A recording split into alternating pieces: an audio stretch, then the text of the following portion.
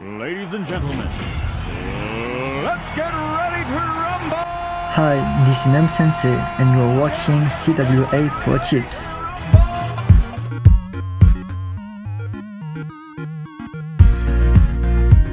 Hey guys, what's going on? It's Ash here coming at you today in Clash Royale. Hope you enjoyed that intro because we have the Zen Master himself, none other than Nemsensei, joining us today. It's going to be a two-part episode. The first 10 minutes or so, I'll include a timestamp for you guys if you're just interested in one of these specific decks. The first 10 minutes is going to be sharing strategy and the deck that Nemsensei used with Sparky and talk about why Nemsensei says Sparky is actually OP in the current meta. I pause because it's even tough to say that. I rank Sparky the last out of every legendary card in the game in my legendary rankings. It might be time for Ash to eat some crow, which is something that I'm pretty good at because I say a lot of things that end up being proven wrong in the next week or two, but either way, I don't mind doing it. If I'm wrong, I love admitting to it. So I don't know, guys. You guys can be the judge. Let's get into the actual decks here. By the way, the second part of this video will be me on my free-to-play account because I unlocked two legendary cards on my free-to-play, Sparky and Ice Wizard, two of really the, I don't know, the suckiest legendaries, at least what I thought were, but I found a really cool deck with both of them in it. Has a winning win rate on statsroyale.com after over 500 matches. I'm a real big fan of this deck. So we'll play that in the second half of today's episode. But here you guys, here you see on the above me right now actually is the deck that we're going to be talking about first. It's kind of like a tornado splash damage deck with a splash from the baby dragon, a splash from the Sparky obviously, and the fireball synergizing well with the tornado. And of course, it's a beatdown deck. You have Sparky. Think of Sparky as more of your defensive weapon here, and think of the Giant as your offensive weapon obviously in this deck. So Nemsensei, that was the first thing that he talked about. First of all, you know, before we get into the deck specifically and the tips that he gave me to share with you guys, let's talk about why Nemsensei said that Sparky is OP. I can't believe Sparky and OP are in the same sentence. That doesn't really mesh well with yours truly, but hey, it's what the pro says. Nemsensei is a million times smarter than I am, so I'm going to go with him. And he says she's underrated, but not just underrated, but OP for a couple reasons, for three reasons actually right now in the meta. Reason number one is that the Night Witch is really popular, but when you think about it, Nemsensei said that the Night Witch, in most of the decks that she's in, she's substituting for where the E-Wiz used to be. And when the E-Wiz was introduced to the game, that was Sparky's worst enemy. E-Wiz is a hard counter, if you've ever seen a hard counter before, to poor Sparky. And with the E-Wiz being so popular for so long, it was really difficult to play Sparky. But now that the Night Witch is there instead of the E-Wiz, all of a sudden, Sparky has a breath of fresh air inside the meta. So, because Night Witch is so popular, E-Wiz is less popular, ergo, Sparky, great counter to Night Witch, really bad, hard countered by the E-Wiz. So you guys can see why Sparky all of a sudden is good again. The other reason is that Three Musketeers are everywhere. And the fact that Three Musketeers are everywhere, split Three Musketeers, or Three Musketeers coming down the same lane, Sparky can one-shot them, don't even have to worry about heal spell. So Sparky really good against Three Musketeers. And the last reason is because beatdown is also very popular right now in the meta. Golem decks, Golem Sparky decks, Golem Sparky Battle Ram Bandit decks. In a Sparky can actually, did I say Sparky? I didn't mean Sparky, but Sparky on defense can shut down the whole lane behind that Golem, Night Witch, Bandit, whatever's coming at you. Elite Barbarians, she can take care of them, all right? So that's where we're going to go next. We're going to talk about Sparky and how you're going to be playing her in these decks because she is a female. Not sure if you guys knew that, but she is a female. She's probably not the hottest looking female in the game. I mean, I don't know. Why did I say that? That's so stupid, Ash. All right, but anyway, you're going to be using her mainly defensively in these decks, okay? So that's I'm going to start with the common mistakes that Nemsensei provided me to give to you guys, right? Sparky should be a defensive tool in these decks. Think of her in a similar way, that you're going to be playing P.E.K.K.A. in like a P.E.K.K.A. control deck, where the P.E.K.K.A. is going to be the big tank stopper.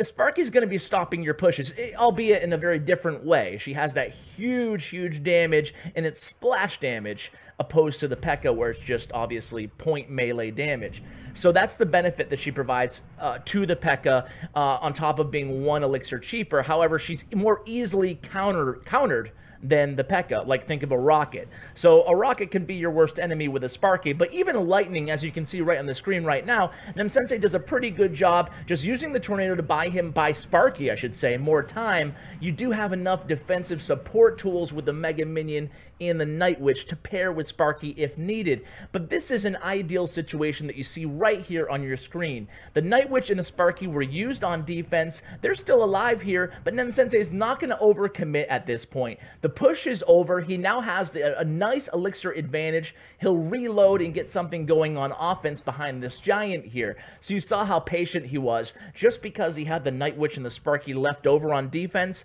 doesn't mean that he was going to go all in and start spamming the bridge with a baby dragon, a fireball, whatever he had in hand. Instead, he's going to reload, take advantage of the situation that Sparky and that Night Witch provided him, and then the counterattack here with the giant baby dragon or a giant mega minion. Those are really the two most common, or even the giant Night Witch, I should say. So really, you can pair the giant with a Night Witch, mega minion, or baby dragon for like a mini push on the bridge or behind the tower, depending on the situation. So there's a lot of versatility offensively with this deck, and against the two most common archetypes, I guess, in the game, again, Three Musketeer and Golem decks, you're not going to run into a lot of trouble on defense. You're always going to have an answer with this deck, especially with that tornado. Even when you get into double elixir time with this deck, don't be afraid to use that tornado, pull all those troops together, and then fireball them. I mean, that's a great value play. I don't think people do that enough, to be honest with you. If you're running tornado and fireball, same thing goes for hog decks. Don't be afraid to make that investment. 7 elixir investment is pretty costly, but at the same time, it could be incredibly lucrative to stop a really big push, tallying way over 7 elixir coming in the other direction. So let's move on to one more replay here, and then we will get to the other deck. But this is going to be going Nemsensei on the top. He's going to be going against a Lavaloon miner deck. Now, Lavaloon is still kind of, I don't know if I'd call it tier 1 right now. Maybe tier 2, but I'm sure some people would disagree. I'm going to have OKTAY, Trainer Nick, and also Amar the Hulk on. So 3 big-name Lavaloon players coming up in the next few days on CWA Mobile Gaming. So they're going to disagree with me and say that Lavaloon is indeed tier 1 still right now, but we're going to see what Nemsensei has to say about that in this replay. So let's just do a play-by-play here and bring our attention to this actual match. So you can see, very easy to take care of a solo balloon push, even if it's coming in with a minion horde or minions or whatever with the tornado. You have tornado and you have fireball. Tornado, fireball, it can stop basically any push, or at least stymie that push for long enough for you to take advantage and hit the opposite lane with a giant mega minion, or to just end the push totally. So here it comes, a giant versus a lava hound. Now, this is something that Nemsensei was very specific about. He said with this deck, he always likes to push the same lane against beatdown. So that's not to say that if you successfully defend against a push, or if your opponent drops an elixir pump, that you can't try to punish them at the bridge. But when someone drops a golem and you're tied in elixir, or a giant, or a lava hound, Nemsensei likes to attack the same lane with this deck, not switch lanes, or go aggressive in the other lane with a counter push. So you can see here, that actually worked out really well for him, that little exchange. He was able to stop that lava hound push, and the miner doing a little bit of chip damage, but Nemsensei comes out on top and with the elixir lead right now. So he's sitting pretty. He's sitting pretty, and the opponent knows he doesn't have that tornado in hand anymore, but he's just going to quickly cycle to the baby dragon Night Witch, and he's going to prevent that balloon from getting a hit just barely off that tower, and now he has a Night Witch baby dragon heading at his opponent in the other direction. The baby dragon is tanking for the Night Witch. He's actually going to get 2 or 3 hits on that tower with the fireball, finishing off those minions. Very good work there by Nemsensei again. The opponent at this point is about ready to give up. He's getting frustrated because this deck, and it's weird, like this deck, for example, in this matchup, he doesn't even really need Sparky, and there's not an obvious spot to play Sparky. But when you get into double elixir time, sometimes when you get that positive elixir exchange, which is relatively easy to do in this deck, then you can play your Sparky behind the King Tower. Similar to a P.E.K.K.A. control deck, you really have to think about how you play the P.E.K.K.A. control deck, where some matches you're not going to be using the P.E.K.K.A. a lot. And that's just the case. You're not going against Three Musketeer, you're not going against Beatdown, maybe you're going against Bait, maybe there's not an obvious play for Sparky at all times.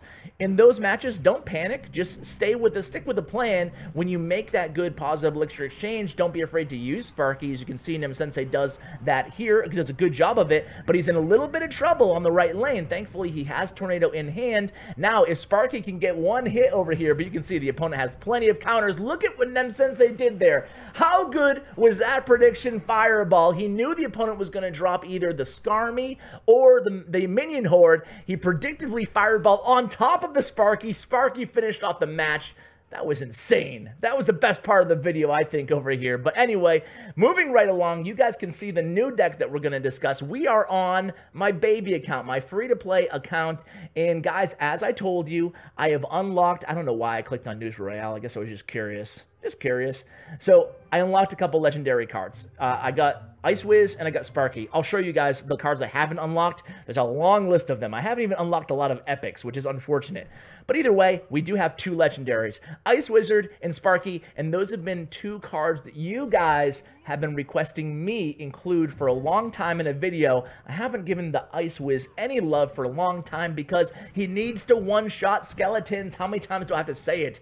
Come on, balancing team. I know you're on vacation right now. I know you're on holiday, but when you get back, give a little love to Ice Wiz. He could be the most powerful. He could be on the same level as E-Wiz if he just gave just a little tiny tick of DPS. Anyway, let's get to this deck, guys. You can see already an incredibly strong push by yours truly there. Oh, Skarmy, that's not going to do anything against me. It doesn't matter. I have the Mega Minion, the Giant, the Barbarians, and the Ice Wiz all in the tower. Are you kidding me? Wow, I was able to shut down that early push from my opponent, and here, once I see that zap go down, I'm like, okay, I'm just going to put Sparky down too, because you just used one of your best counters to my Sparky. So Sparky's going to one-shot that Inferno Tower, and that will finish off the very fast 3-crown victory for yours truly here. I am getting very close to Hog Mountain. I'm excited, guys. So let's hop into another match here, and we'll talk a little bit about the deck a little bit. You know, it's a little bit different than Nemsensei's deck. By the way, if you're looking to play Nemsensei's deck and you don't have the Night Witch, you can sub in regular minions or the Knight. It takes the deck in kind of two different directions. With a Knight, you can focus more on defense. With the minions, you can be a little bit more aggressive, so it's up to you.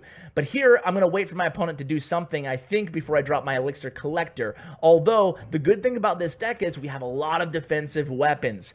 So when I see the bowler out of my opponent, I'm going to assume they're playing Graveyard. So I'll put the pump in the back instead of in the front in the opposite lane. However, I think I was wrong there. So I have Mega Minion, obviously, for the bowler. And then I see the Witch, so I'm like, okay, all bets are off. They're playing Witch. I have no idea what's going on here.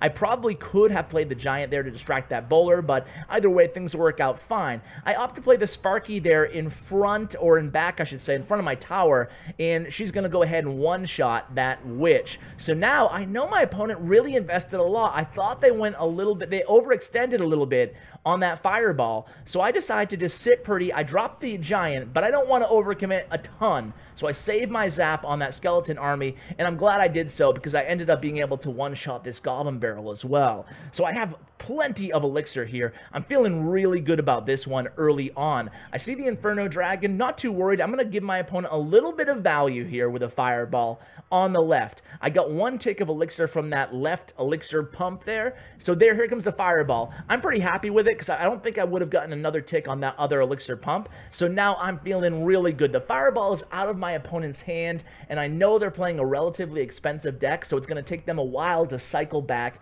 to that fireball. So I'm just going to get a really big push going, but surprise, it's going to be in the left lane, not the right lane, because Sparky, again, is going to be my defensive weapon here, not necessarily my offensive weapon.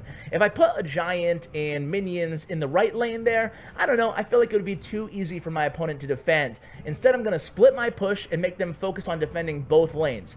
Now, it didn't really work out for me too well here, but you can see I got rid of the bowler. I have a full storage of elixir right now, and I want to say my opponent, I'm not one to keep track of every elixir my opponent has, but I want to say I probably have a 3 or 4 elixir lead at this point, so I know all I have to do pretty much is reload and keep playing defense a little bit in between, and I'm going to be looking really good here. So again, a bowler dropped in the left-hand lane. This time we're going to go to the left. I don't want to push into that witch there, and I know the Ice Wizard defensively is going to do a great job against that witch and shut her down, even though she's just slightly out of range from my tower there. In the meanwhile, Sparky gets a hit off against the bowler and the tower. Tower goes down on the left. Sparky, she is good. She is good, guys. So we're going against level 9s. I'm a new level 9. Let's go against a level 10 here in the last replay, and hopefully you guys can give this deck a shot. Revive Sparky. Jump on the bandwagon, guys. There's plenty of room here. There's not many people on the Sparky bandwagon with me right now. But anyway, let's go against a level 10. Higher level cards. It puts me in the deficit. Let's see how we can handle this guy. So again, I have Elixir Collector in my opening hand, but he comes with an aggressive Hog Rider. I'm going to go ahead and play Barbarians, and then I see he has Fireball, so I want to try to never give him that Barbarian Fireball value again during this match. So as soon as I see he's not going to be super aggressive anymore, which he shouldn't be because he's given more elixir to this match than I have, I'm going to put down my pump in the left, and then I'm going to put down my Ice Wiz to help defend against this Goblin gang in the right here. So again, taking my time, defending first. I'm not going to be super aggressive. This is a rather expensive deck. We have Barbarians in this deck, we have Sparky, and we have Giant. That's 3 cards over 5 elixir or over. So we don't want to play it, and we have actually 4 cards. We have the elixir pump. That's why we have the pump in the deck. It's rather expensive at 4.1, so we don't want to overextend. That's really the most common mistake you can make with this deck, guys. And here again, I'm just going to let this push die. I'm going to save my zap. I'm going to use my zap instead on the skeleton army, because I know if I zap the Inferno Tower, nothing really would have happened. I wouldn't have gotten any damage off that tower. So here, I know that they have Fireball in hand, but they don't have enough elixir to use it here. So I use my Barbarians, and they're just going to go to their death again. I'm going to err on the side of patience here. I'm going to use, there's the Fireball, late, of course, couldn't get any damage onto my Crown Tower. That's why I made sure that I put the Barbarians really early, because he didn't have enough elixir left to defend. So here comes Sparky way in the back. I know there's 3 more cards my opponent needs to play before they have Fireball back in hand. I have the elixir advantage, and I have Sparky on the arena, and I also have the elixir pump in the arena, so I'm feeling really good about this push here. So here it comes. Giant in front, Sparky in back. Here comes Mega Minion. They don't have Fireball yet still. They have an Inferno Tower, so I'm just going to get a nice zap in right about now. And here comes Sparky one-shotting that Skarmy, or at least most of it. Now, I want Sparky to be able to get a hit off this tower. I don't think she's going to. And that's the thing with this deck, just like any other deck, guys. Sometimes you got to know when to hold them. You got to know when to fold them, right? So that's going to be the case here. I'm going to use Barbarians on this E-Wiz. I'm going to use Minions on the Goblin Barrel. So this is going to cause my opponent to have to react and defend again. I want to make sure I just keep the pressure up, but I'm not too aggressive. So again, I'm just going to do the same thing here, guys. I have Sparky and I have Giant coming at my opponent here with 24 seconds left. They make a little bit of a panic move, and they go with a Fireball onto my tower, and that's going to be a recipe for disaster for them. That Fireball was a big mistake. Think of how much value they could get out of Fireball right now. Instead, I have 2 Sparkies now on the ground. I think I could have probably been able to get a 3 crown here, but there wasn't enough time. I'm able to defend just barely with the Mega Minion and finish off my opponent. So guys, there it is, the Sparky decks, the 2 best Sparky decks in my opinion, in Nemsensei's opinion. I hope you guys enjoyed this video. Had a lot of fun bringing it to you guys. Huge shout out to Bren Chong, my YouTube partner, and guys, make sure you check out my YouTuber Hall of Fame, including Twitch broadcasters as well, for Clash Royale, Brawl Stars, and Clash of Clans in my description. It's brand new, and if you have any submissions, let me know. Give me a holler with the link and a short description of the channel so I have a heads up. I want to make sure I only have really high quality content creators who post daily in there, or at least a few times a week. So guys, check that out for sure. Check out Bren Chong. Thank you so much for watching, and as always, take care, guys.